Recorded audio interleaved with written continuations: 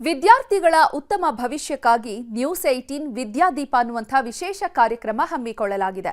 ನಾಳೆ ದಕ್ಷಿಣ ಕನ್ನಡ ಜಿಲ್ಲೆಯ ಗುರುವಾಯನಕೆರೆಯ Excel PU ಕಾಲೇಜಿನಲ್ಲಿ ಕಾರ್ಯಕ್ರಮ ನಡೆಯಲಿದೆ.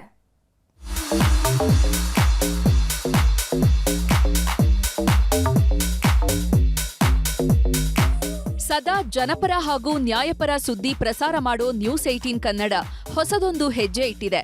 ವಿದ್ಯಾರ್ಥಿಗಳ ಬದುಕಿಗೆ ದಾರಿದೀಪವಾಗುವ ನಿಟ್ಟಿನಲ್ಲಿ ವಿದ್ಯಾದೀಪ ಅನ್ನೋ ಕಾರ್ಯಕ್ರಮವನ್ನ ಹಮ್ಮಿಕೊಂಡಿದೆ.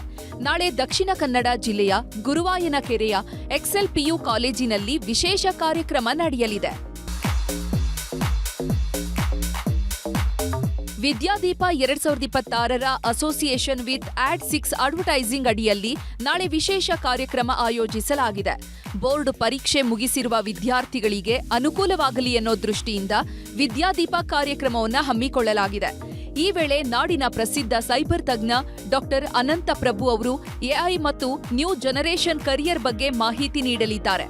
ಜೊತೆಗೆ ನ್ಯೂಸ್ 18 ಕನ್ನಡದ ಪ್ರಧಾನ ಸಂಪಾದಕರಾದ ಹರಿಪ್ರಸಾದ್ ಸಹ ಭಾಗಿಯಾಗಲಿದ್ದು, ವಿದ್ಯಾರ್ಥಿಗಳಿಗೆ ವೃತ್ತಿ ಬದುಕಿನ ಅದ್ಭುತ ಅವಕಾಶಗಳ ಮಾಹಿತಿ ನೀಡಲಿದ್ದಾರೆ.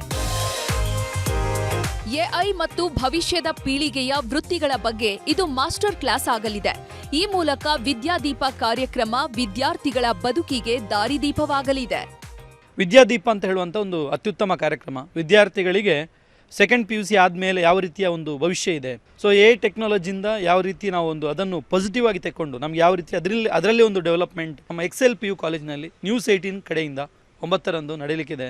ಎಲ್ಲ ವಿದ್ಯಾರ್ಥಿಗಳಿಗೆ ಕೂಡ ಇದಕ್ಕೊಂದು ಉಚಿತವಾದಂತಹ ಒಂದು ಆಹ್ವಾನವನ್ನು ನೀಡ್ತಾ ಇದ್ದೇವೆ.